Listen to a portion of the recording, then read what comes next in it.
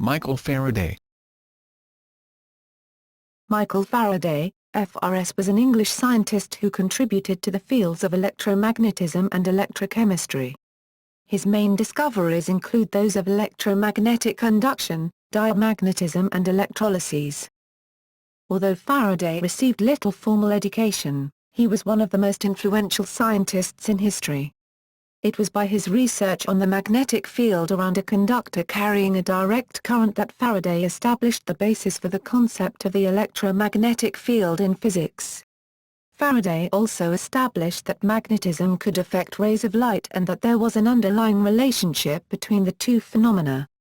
He similarly discovered the principle of electromagnetic induction, diamagnetism, and the laws of electrolysis.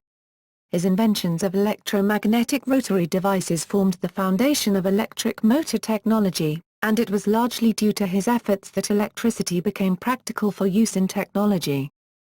As a chemist, Faraday discovered benzene, investigated the clathrate hydrate of chlorine, invented an early form of the Bunsen burner and the system of oxidation numbers, and popularized terminology such as anode, cathode, electrode, and ion. Faraday ultimately became the first and foremost Fullerian Professor of Chemistry at the Royal Institution of Great Britain, a lifetime position. Faraday was an excellent experimentalist who conveyed his ideas in clear and simple language. His mathematical abilities, however, did not extend as far as trigonometry or any but the simplest algebra. James Clerk Maxwell took the work of Faraday and others, and summarized it in a set of equations that is accepted as the basis of all modern theories of electromagnetic phenomena. On Faraday's uses of the lines of force, Maxwell wrote that they show Faraday to have been in reality a mathematician of a very high order, one from whom the mathematicians of the future may derive valuable and fertile methods. The SI unit of capacitance, the farad, is named in his honor. Albert Einstein kept a picture of Faraday on his study wall, alongside pictures of Isaac Newton and James Clerk Maxwell. Physicist Ernest Rutherford stated, "When we consider the magnitude and extent of his discoveries and their influence on the progress of science and of industry, there is no honor too great to pay to the memory of Faraday, one of the greatest scientific discoverers of all time." Personal life. Early life. Faraday was born in Newington Butts, which is now part of the London Borough of Southwark, but which was then a suburban part of Surrey. His family was not well off. His father, James, was a member of the Glassite sect of Christianity.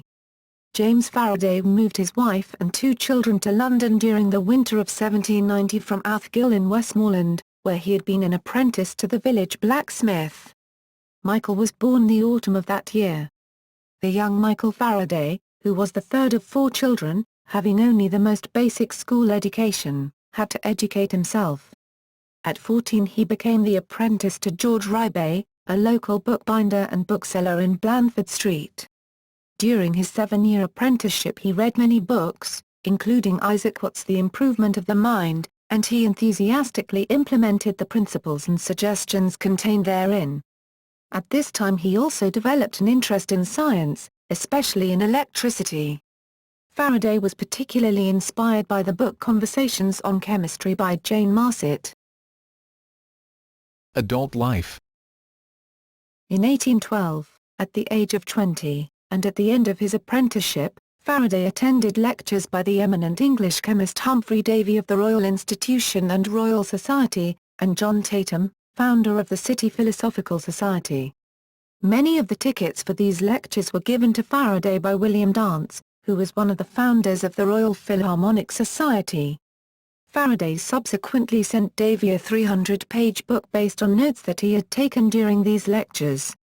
Davy's reply was immediate, kind, and favorable. When Davy damaged his eyesight in an accident with nitrogen trichloride, he decided to employ Faraday as a secretary. When one of the Royal Institution's assistants, John Payne, was sacked, Sir Humphry Davy was asked to find a replacement, and appointed Faraday as chemical assistant at the Royal Institution on March 1, 1813. In the class-based English society of the time, Faraday was not considered a gentleman. When Davy set out on a long tour of the continent in 1813-15, his valet did not wish to go. Instead, Faraday went as Davy's scientific assistant, and was asked to act as Davy's valet until a replacement could be found in Paris. Faraday was forced to fill the role of valet as well as assistant throughout the trip. Davy's wife, Jane Aprice, refused to treat Faraday as an equal, making him travel outside the coach, eat with the servants, etc., and made Faraday so miserable that he contemplated returning to England alone and giving up science altogether.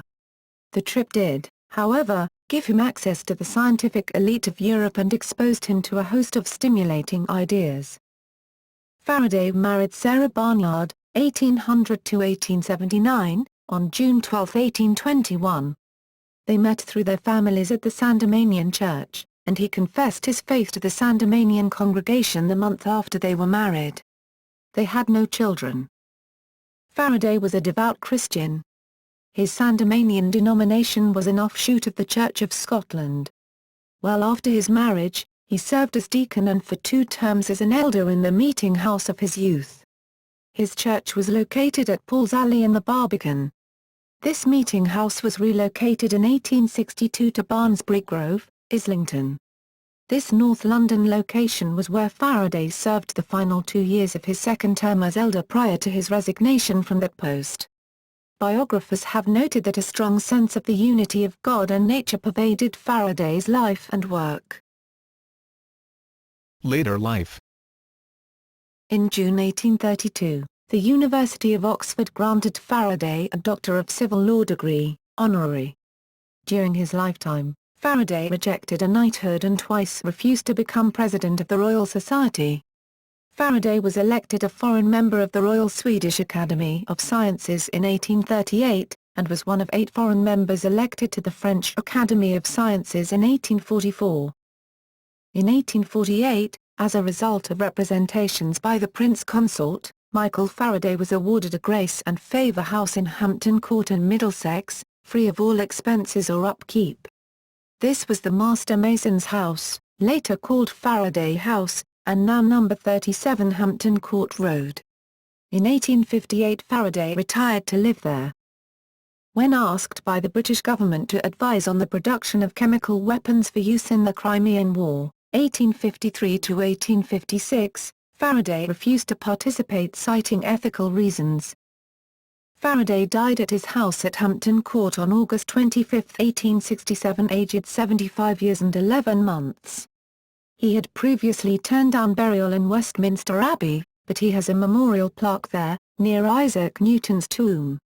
Faraday was interred in the Dissenters, non-Anglican, section of Highgate Cemetery. Hirschfeld maintains in his biography that Faraday suffered from mental breakdown due to his intellectual exertions so that he became debilitated by the end of his life and unable to conduct any meaningful research. Scientific achievements. Chemistry. Faraday's earliest chemical work was as an assistant to Humphrey Davy.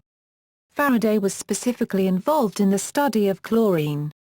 He discovered 2 new compounds of chlorine and carbon. He also conducted the first rough experiments on the diffusion of gases, a phenomenon that was first pointed out by John Dalton, and the physical importance of which was more fully brought to light by Thomas Graham and Joseph Loschmidt.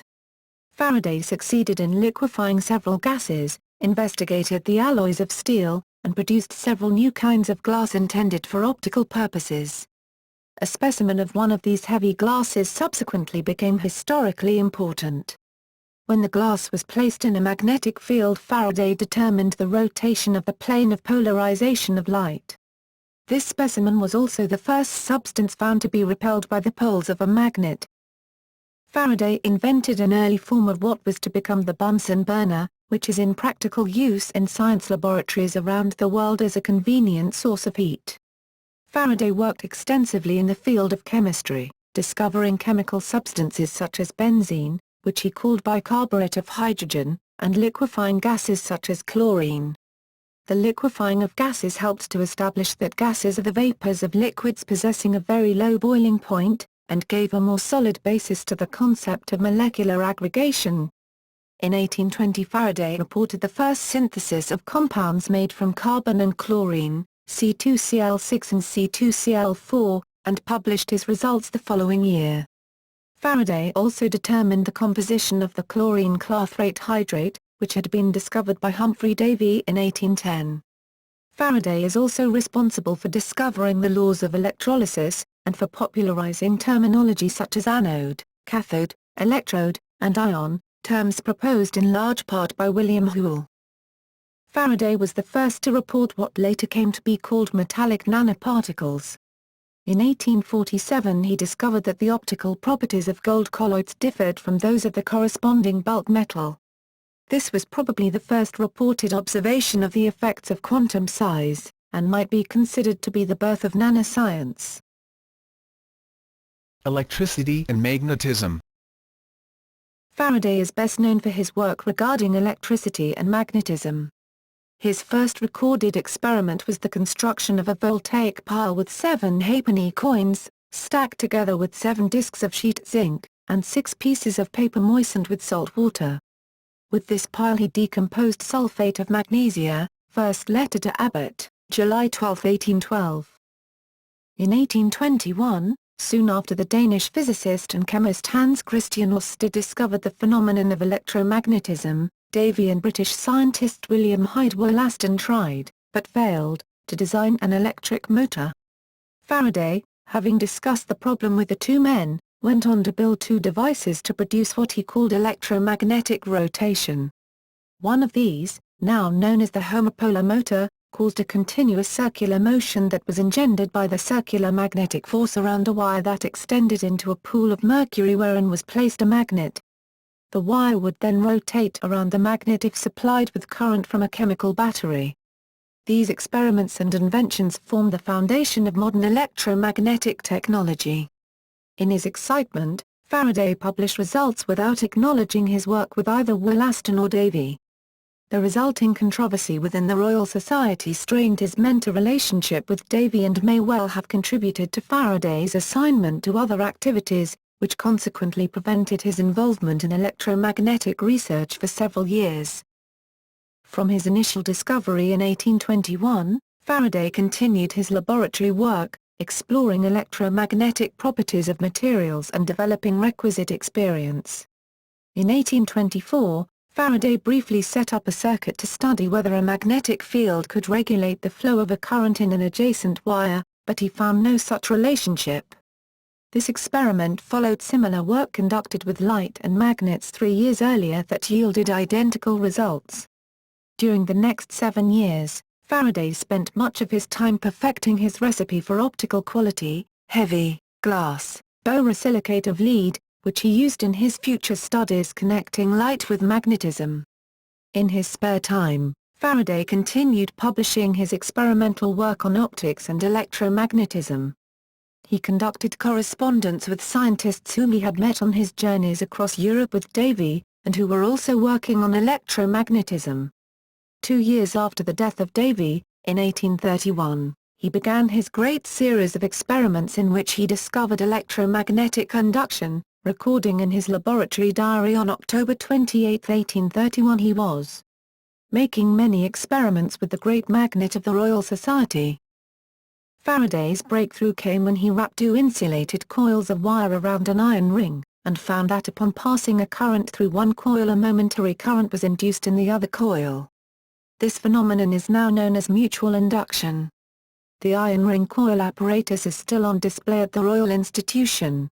In subsequent experiments, he found that if he moved a magnet through a loop of wire an electric current flowed in that wire. The current also flowed if the loop was moved over a stationary magnet. His demonstrations established that a changing magnetic field produces an electric field. This relation was modeled mathematically by James Clerk Maxwell as Faraday's law, which subsequently became one of the 4 Maxwell equations, and which have in turn evolved into the generalization known today as field theory. Faraday would later use the principles he had discovered to construct the electric dynamo, the ancestor of modern power generators and the electric motor. In 1839, he completed a series of experiments aimed at investigating the fundamental nature of electricity. Faraday used static, batteries, and animal electricity to produce the phenomena of electrostatic attraction, electrolysis, magnetism, etc. He concluded that, contrary to the scientific opinion of the time, the divisions between the various kinds of electricity were illusory. Faraday instead proposed that only a single electricity exists, and the changing values of quantity and intensity, current and voltage, would produce different groups of phenomena. Near the end of his career, Faraday proposed that electromagnetic forces extended into the empty space around the conductor. This idea was rejected by his fellow scientists, and Faraday did not live to see the eventual acceptance of his proposition by the scientific community. Faraday's concept of lines of flux emanating from charged bodies and magnets provided a way to visualize electric and magnetic fields. That conceptual model was crucial for the successful development of the electromechanical devices that dominated engineering and industry for the remainder of the 19th century. Diamagnetism. In 1845, Faraday discovered that many materials exhibit a weak repulsion from a magnetic field, a phenomenon he termed diamagnetism. Faraday also discovered that the plane of polarization of linearly polarized light can be rotated by the application of an external magnetic field aligned in the direction which the light is moving.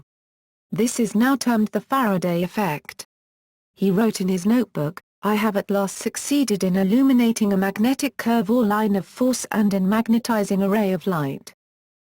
Later on in his life, in 1862, Faraday used a spectroscope to search for a different alteration of light, the change of spectral lines by an applied magnetic field. The equipment available to him was, however, insufficient for a definite determination of spectral change.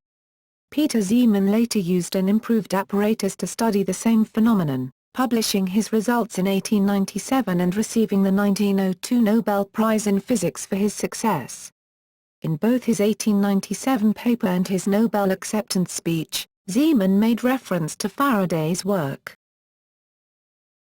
Faraday cage. In his work on static electricity, Faraday's ice pail experiment demonstrated that the charge resided only on the exterior of a charged conductor, and exterior charge had no influence on anything enclosed within a conductor.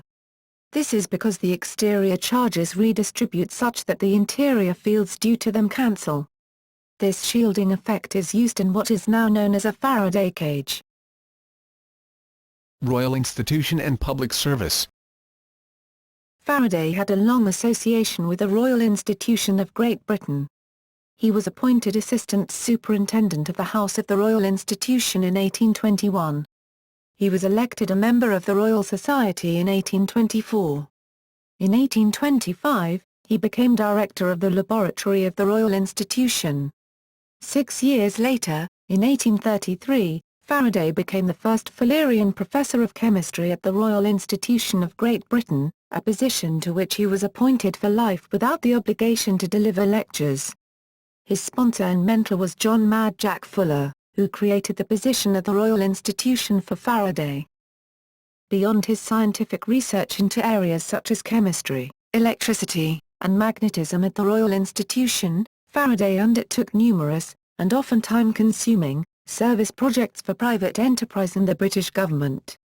This work included investigations of explosions in coal mines, being an expert witness in court, and along with 2 engineers from Chance Brothers c. 1853, the preparation of high-quality optical glass, which was required by Chance for its lighthouses. In 1846, together with Charles Lyell, he produced a lengthy and detailed report on a serious explosion in the colliery at Horsfall, County Durham, which killed 95 miners. Their report was a meticulous forensic investigation and indicated that coal dust contributed to the severity of the explosion. The report should have warned coal owners of the hazard of coal dust explosions, but the risk was ignored for over 60 years until the St Leonard Colliery disaster of 1913. As a respected scientist in a nation with strong maritime interests, Faraday spent extensive amounts of time on projects such as the construction and operation of lighthouses and protecting the bottoms of ships from corrosion. His workshop still stands at Trinity Buoy Wharf above the Chain and Buoy Store. next to London's only lighthouse where he carried out the first experiments in electric lighting for lighthouses. Faraday was also active in what would now be called environmental science, or engineering. He investigated industrial pollution at Swansea and was consulted on air pollution at the Royal Mint. In July 1855, Faraday wrote a letter to the Times on the subject of the foul condition of the River Thames, which resulted in an oft-reprinted cartoon in Punch. See also The Great Stink. Faraday assisted with the planning and judging of exhibits for the Great Exhibition of 1851 in London. He also advised the National Gallery on the cleaning and protection of its art collection, and served on the National Gallery Site Commission in 1857. Education was another of Faraday's areas of service. He lectured on the topic in 1854 at the Royal Institution, and in 1862 he appeared before a public schools commission to give his views on education in Great Britain. Faraday also weighed in negatively on the public's fascination with table turning, mesmerism, and séances, and in so doing chastised both the public and the nation's educational system. Before his famous Christmas lectures, Faraday delivered chemistry lectures for the City Philosophical Society from 1816 to 1818 in order to refine the quality of his lectures. Between 1827 and 1860 at the Royal Institution in London, Faraday gave a series of 19 Christmas lectures for young people, a series which continues today. The objective of Faraday's Christmas lectures was to present science to the general public in the hopes of inspiring them and generating revenue for the Royal Institution. They were notable events on the social calendar among London's gentry. Over the course of several letters to his close friend Benjamin Abbott, Faraday outlined his recommendations on the art of lecturing. Faraday wrote a flame should be lighted at the commencement and kept alive with unremitting splendor to the end. His lectures were joyful and juvenile. He delighted in filling soap bubbles with various gases, in order to determine whether or not they are magnetic, in front of his audiences, and marveled at the rich colors of polarized lights, but the lectures were also deeply philosophical. In his lectures he urged his audiences to consider the mechanics of his experiments. You know very well that ice floats upon water. Why does the ice float? Think of that, and philosophize.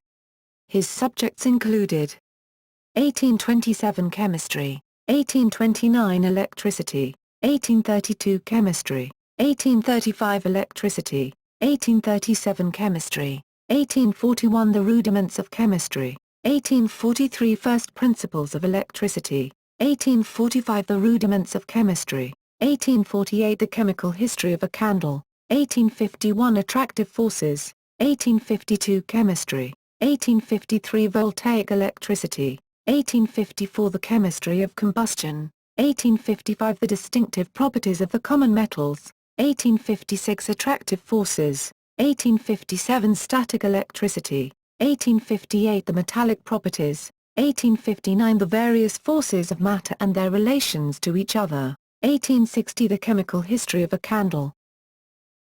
Commemorations. A statue of Faraday stands in Savoy Place, London, outside the Institution of Engineering and Technology. Also in London, the Michael Faraday Memorial, designed by brutalist architect Rodney Gordon and completed in 1961, is at the Elephant and Castle Gyratory System, near Faraday's birthplace at Newington Butts.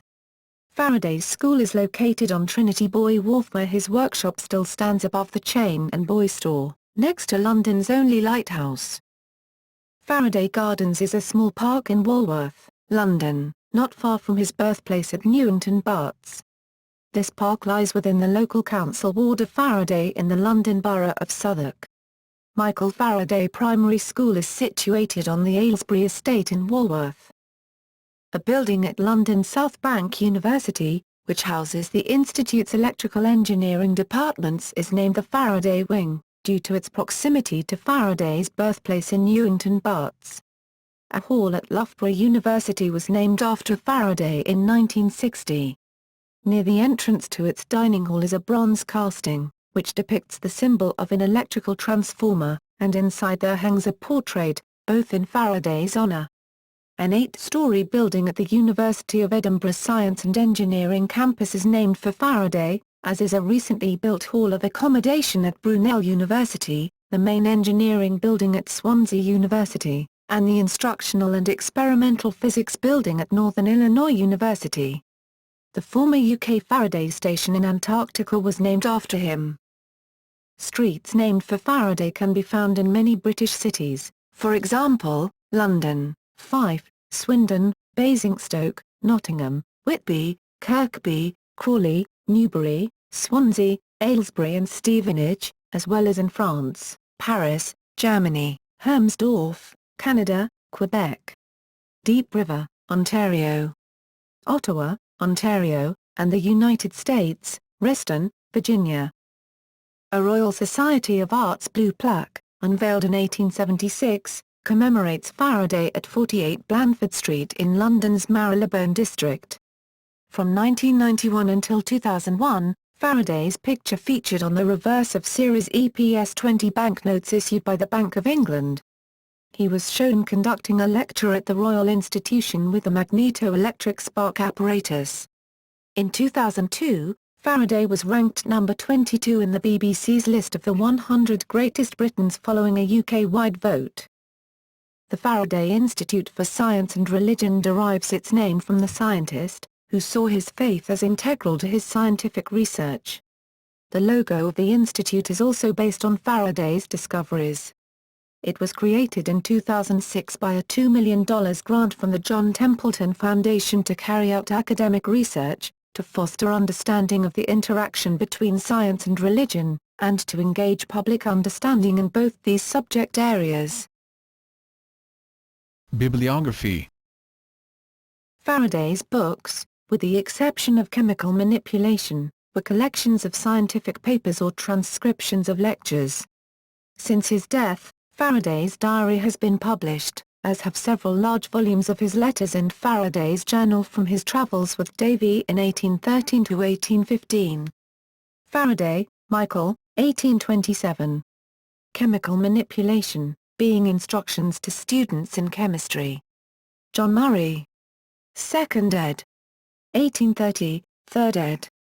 1842, Faraday, Michael, 1839, 1844. Experimental Researches in Electricity, Vols. I&E Richard and John Edward Taylor. Check date values in, date equals, help. Foley. Richard Taylor and William Francis, 1855, Faraday, Michael, 1859. Experimental Researches in Chemistry and Physics. Taylor and Francis. ISBN 0-85066-841-7, Faraday, Michael, 1861. W. Crooks, ed. A Course of 6 Lectures on the Chemical History of a Candle. Griffin, Bonn and Company. ISBN 1-4255-1974-1, Faraday, Michael, 1873. W. Crooks, ed. On the Various Forces in Nature. Chatto and Windus, Faraday, Michael, 1932-1936. T. Martin, ed. Diary. ISBN 0-7135-0439-0. Published in 8 volumes. See also the 2009 publication of Faraday's Diary, Faraday, Michael, 1991. B. Bowers and L. Simmons, ed. Curiosity Perfectly Satisfied, Faraday's Travels in Europe 1813-1815. Institution of Electrical Engineers, Faraday, Michael, 1991. F. A. J. L. James, ed. The Correspondence of Michael Faraday 1. Inspec, Incorporated. ISBN 0-86341-248-3. Volume 2, 1993. Volume 3, 1996. Volume 4, 1999. Faraday, Michael, 2008. Alice Jenkins, ed. Michael Faraday's Mental Exercises, An Artisan Essay Circle in Regency London. Liverpool, UK, Liverpool University Press, Course of 6 Lectures on the Various Forces of Matter, and Their Relations to Each Other London.